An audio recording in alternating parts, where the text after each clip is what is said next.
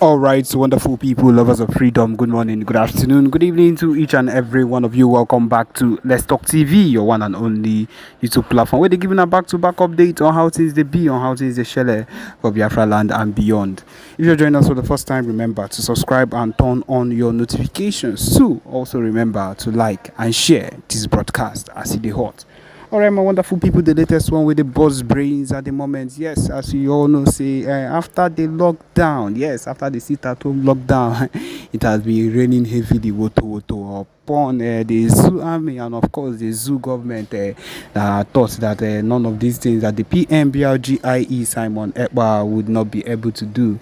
And now we have shown them shege, we have showed them the real deal, we have showed them that we would be able to do anything we want to do so long as this whole situation is concerned. Anything that concerns Biafra land, the southeast, yes, people are in support of every single thing we are doing at the moment, and they would make sure that we get to the end of it no matter what happens. And that is the truth of the matter. We are not a set of people that will be disintegrated by what this zoo government would want to do. We know as even at the moment the former Abba state, where a whole lot of things started taking place as they took revenge on everything that has been happening and decided to kidnap little children. My people, even as I'm talking to you right now, these people are going to collect the revenge. They are going to actually feel the revenge of every single thing that they've been doing against the Biafra government or the Biafrans. Innocent Biafrans has done absolutely nothing against them. They are going to feel the wrath of Biafrans, and that is the truth of the matter. Everything we've been doing has been to the end, to this particular extent where we want it to be. We've not done anything out of course. We've not done anything that has been unusual. Everything has been what we've always wanted to do. The PM, Simon Ekpa, has pushed our movement to the top of the floor. He has pushed our movement to the top of where it is at the moment. And if we are being very sincere with everything happening right now, it is a big progress. And these people do not understand that we are not stopping at any point in time. We are awaiting the release of Nnamdi Kanu, which we are pushing for till the end of time. We cannot do all this. We cannot do all this and leave our Nnamdi Kanu. The disintegration of this zoo country is something that is meant to happen. It has been said, it has been prophesied. In fact, every single thing that is happening right now has been said that it would surely take place, and it is going to happen. No matter the situation of things, no matter what these people wake up in the morning and talk, no matter the amount of propaganda they push against the PM, we are not people that will be trifled with. This particular set of people, as we did so, we are not a set of people that would wake up one morning and you would want to change everything as it is already. No, even at the moment as I'm talking to you right now, the PM is giving them woto on every single mistake they are making. We all know as how this their so-called Jagaban has left the correction of the country or the important changes that needs to be done, and is instead what he has decided to do is to change the national anthem of the country. What will you call that kind of misplaced priority? Because I do not understand how your people will be suffering. Your people, the so-called people that you claim that you want to make things better for, will be suffering, and the only thing that you would tend to do is to go and change the national anthem. Who does it benefit? Who is going to benefit from that particular change? Instead, things are being hard for the people. Masses are dying, they are crying because everything has increased on a very high level ever since you became president. And that is one of the core reasons why we cannot be a set of people that would sit down and watch these things happen when we can be on our own. We have suffered for too long. We have been under this set of people for too long, and we are not going to let any single thing that these people do against us pull us down. No, we have decided to make sure that even at this point where the Biafra self-referendum voting has come to this extent of 30 million voters for it, my people, it is the biggest of it all, and we are not sliding back. We are not backsliding for any reason. We are not going back for any reason. The only thing that would make us happier is to keep going forward. My people, This is the main reason we are here. This is the only and main reason why we would continue to do the expected things we need to that needs to be done. And we are not slacking back. The PM, the Biafra Liberation Army, the Biafra Resistance Fighters, every single faction of the Biafra freedom, of the Biafra movement is working tirelessly to make sure that everything we do works the way it should actually work. And my people, we have a broadcast for you. I hope that you listen attentively to what the PM has to say. Yes, my people, listen. Thank you. With us at this very point in time, you should be hitting the like and share button in order to make this very, gospel to go viral. Now, let me take this again because it's very, very, important. Now, the result of the Biafra self-referendum shall be considered binding under international law as a definite statement of the intentions and aspirations of the Biafran people. Now, that this very self-referendum, this Biafran self-referendum shall be considered binding under international law, shall be binding under international law as a definite statement,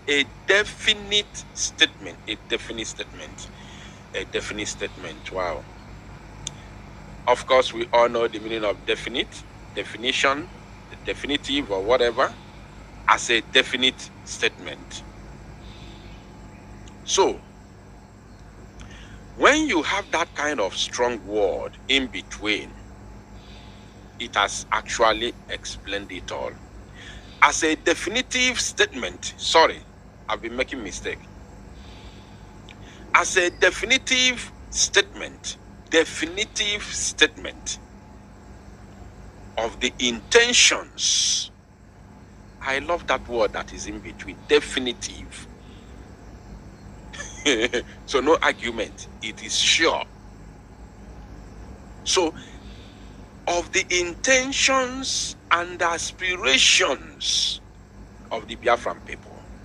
Intentions, what is our intention and our aspirations? Our intentions and aspirations is just to be free as a free people. Very simple. We all have one collective aspiration and intention, which is freedom. Only one.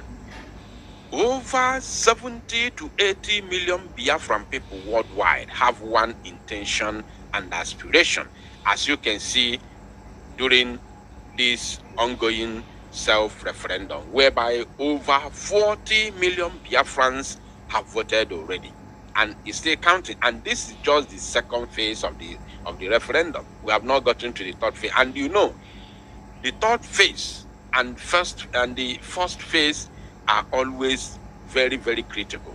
I'm going to explain it. The first phase is when a particular thing is being announced. When something is announced, it is new. I want you to follow. Just give me your attention, please. Very, very important. When something is announced, then it is new. It is very, very new and tantalizing. Everybody wants to get his or her own share, because this is a new idea and it is very, very calling. It is very, very tantalizing. So I want to have my own share. The first phase is always like that. Now, whether it has second phase, third phase, fourth phase, fifth phase, or whatever, any amount, the last phase, the last phase is always the sherry. The sherry. The last phase is always a rush, because you don't want to miss out. That is the target. Your target to rush to vote is that time is running out, and you don't want to miss out. time is running out and you don't want to miss out. So second phase, as we have only 3 phases, first, second, and third. This second phase, in everything, not only in the referendum, in everything you do in life, if it's divided into 3 stages, second stage is always slow, because the people who voted in the beginning will have their own time during the second stage to do their own things. And other people who have not voted, who are still busy in one thing or the other, will be waiting, say, okay, we still have time. I'm going to do my own. I'm going to vote. We still have time. Yeah, I think it's ending. The third phase, they said the third phase is beginning from in August. They are starting the third stage in August. So this is June. Of course, I still have my time. You'll be waiting for that. You'll be waiting for the third phase because you are still busy doing something. But once the third phase enter, boom, everybody in a hurry, in a rush. So we are expecting even higher amount of people, even higher number of people to come out and vote during the third phase of the self-referendum. So for the fact that you have between first and second stages, over 40 people have already voted. Now imagine what will happen before the end of the second phase and the beginning to the end of the third stage. Imagine what will happen. So now, and as we all can see, over these 40 million Biafrans that have voted already, the intentions and aspirations of these 40 plus million people that have voted already is only but one thing, which is freedom of Biafra. So now, that is what this statement is talking about. So then, hereby resolved, this 24th day of June 2024, OEAS, they said,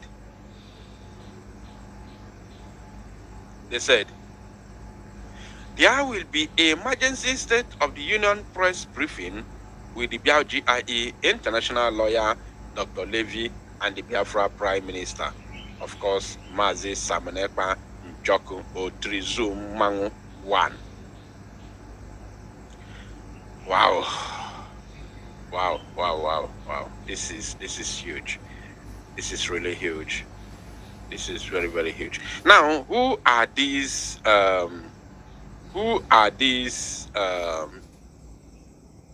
let us see who are these. Who are these OEAS? Who are these OEAS? Let us see who are these OEAS. Organization for Organization of Emerging African States, OEAS. So who are these OEAS? Let us see who they are. First of all, this is their logo. The Organization of Emerging African States, OEAS. Okay. All right, let's continue. Let us keep searching. Who are these OEAS? I think we have to go to their website and check who they really are. Let's go to their website and check who they are. OEAS. If you have any idea of the OEAS, please let us know in the comment section, or of course let me drop the number. Let me drop the number on your screen so that those of you who would want to call in and make your contribution will be able to call and make your contribution. Very, very important. If you want to say anything as I'm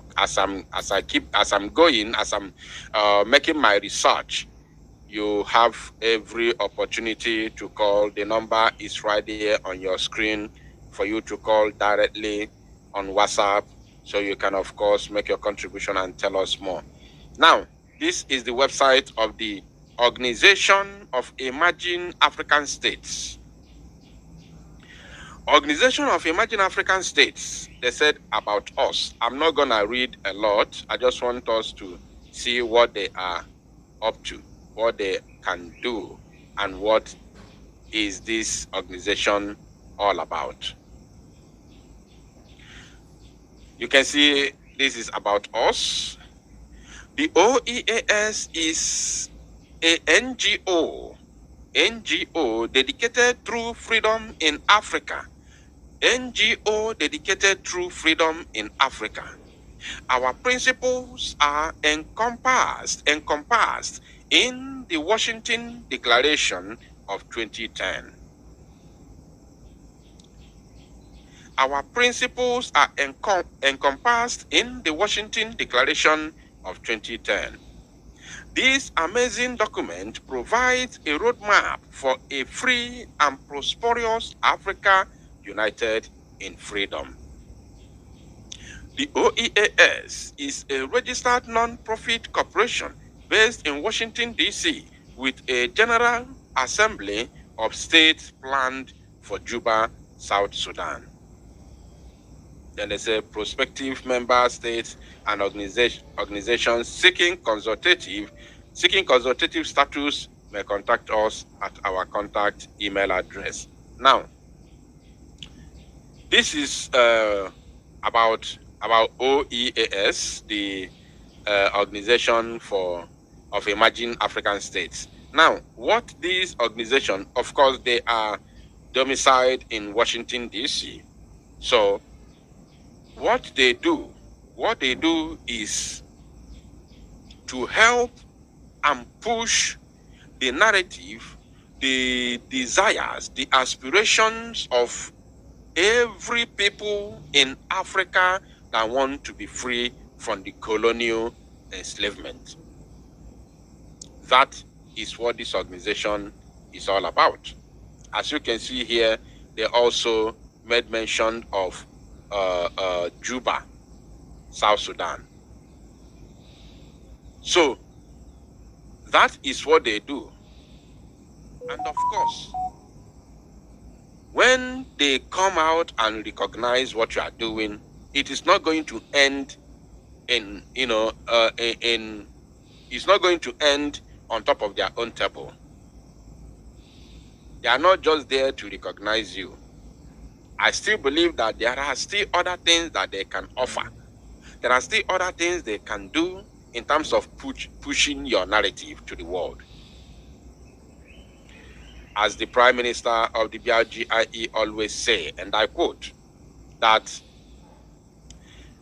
our fight for freedom is multidimensional. It's multidimensional. As we fight on ground, we also fight diplomatically. Very, very important. Very, very important. Now, as if this is not enough, I have already made a record of these very, of this very news that I'm bringing right now to your screen. I have already recorded it during my pre-recorded broadcast this very evening, whereby LA Weekly is currently reporting the Biafran matters at the moment in the United States of America. Biafrans, a people in diaspora longing for a home to call their own. Longing for a home to call their own. For hundreds and even thousands of years, Africa has borne witness to huge moments in human history. Current scientific evidence points to Africa as the cradle of humankind, and why there is a debate on where exactly in Africa humans first emerged. The continent still plays a central role in the origin of the human race, Africa is also a land of turmoil, with the West and East African slave trade unleashing huge devastation on the continent people. Various colonial empires partitioned Africa among themselves. They partitioned Africa among themselves. Started with their meeting in was it Berlin? Berlin, yes, Germany. In 18 something, they partitioned Africa at our own absence, without our consent. They divided our lands. They invaded us with guns and bullets in order to join us together. That is the chaos you have today in Africa. Now, they say, why the remaining local kingdoms waged war against each other, ethnic and religious conflict persists even in the post-colonial era. Now, let me bring you to this place. Let me bring you to this place. Yes. Look at here. They said, more than 50 years since the end of the Nigerian Civil War, the continuing ethno-religious tensions and underdevelopment in the region of Biafra, have resulted in a Biafran diaspora with millions of Biafrans leaving Nigeria for a better life overseas. In the United States alone, only in America, there are 4 million Biafrans. 4 million Biafrans. Do you know that there are some countries today, there are some nations today that are not even up to 4 million people? Are you aware that there are some countries today that are not up to 4 million people? Even in Europe, there are some countries that are not up to 4 million people in Europe. But we are talking about Biafrans, only the ones in America. Not all the American continent, not all the North American continent. We are talking about those in the USA, United States of America alone. The ones in Canada are not counted. The ones in other North American countries are not counted. Now, when you go to South American continent, we are in millions over there. We are in millions. Now, if you bring Biafrans in Europe as a whole, including those in Britain, we are more than 15 million in Europe. Now, if you go to other African countries, all over African countries in Africa here, we have more than 20 to 30 million Biafrans outside. In Africa alone. I'm telling you. Because only Biafrans in South Africa, I don't know if there are more than this 4 million. I don't know. I'm serious. I'm serious about this. I don't know. I don't know how many there are. Now, let's continue. They say there are 4 million Biafrans in the USA alone, despite the country no longer existing for over 5 decades. The dream for an independent state still remains, with a Biafra Republic government in exile, BRGIE, declared in 2023, with Finland-based Simon Ekpa as its prime minister, along with 200 cabinet ministers and liaison offices in many different countries, especially those with significant Biafran populations. Back in Nigeria, Biafrans have been holding civil disobedience campaigns in protest. What are these civil disobedience campaigns we have been holding in Biafra land that the United States of America media outlet has recognized? That very civil disobedience, the number one of them all, if not the only one or the main one, is the sit at home that the enemies have been fighting so hard to stop. I Are you paying attention? Somebody say Luxembourg is 600,000. Thank you. Let me bring it to the screen. That is what I'm saying. There are some countries, even in Europe, that are not up to 4 million. And somebody is telling me that Luxembourg is 6,000 people. And I learned, I read one thing. I don't know if it's a documentary or what. I don't know. They said that Luxembourg is is it the richest country in Europe? Or I don't know. There's something there. Is it the richest country or what? Something like that. Can you correct me, those of you that live in Europe? I saw something sometime in the past that said that Luxembourg is, so another person say Malta is 400,000. You see? And now, this Luxembourg that has 600,000, I heard that they are, I don't know if it's richest or what. There is something they control as the biggest in the world. Somebody say in the world. Thank you. The richest country in the world. Not even America, not China, not France, not Germany, not United Kingdom, not Russia, not France, not Dubai. But Luxembourg, small Luxembourg, I don't know if they are up to my village. I'm not sure if they are up to my village. But they are the richest country in the world. I don't know if it's by GDP. Probably by GDP or something like that. I don't know. And they are 600,000 in population. And they have no oil. They have no oil. They have no gas, no gold.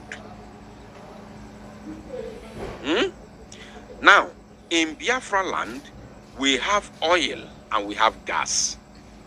The gas in Izombe, many of you do not know the reason of the senseless buying of our people in Izombe over the years. The gas in Izombe, based on rating, is the largest gas deposit in entire West Africa. And since it is in West Africa, that means it is Africa as a whole. Because there is no any other country that has biggest gas in Africa than the zoo. If you join, if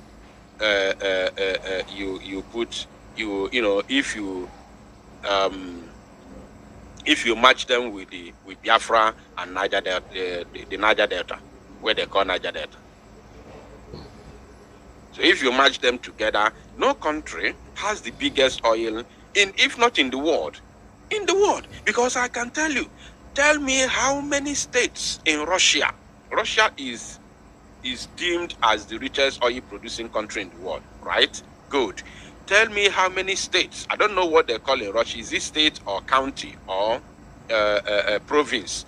Tell me how many states in Russia today that produce oil in large quantity. How many are there?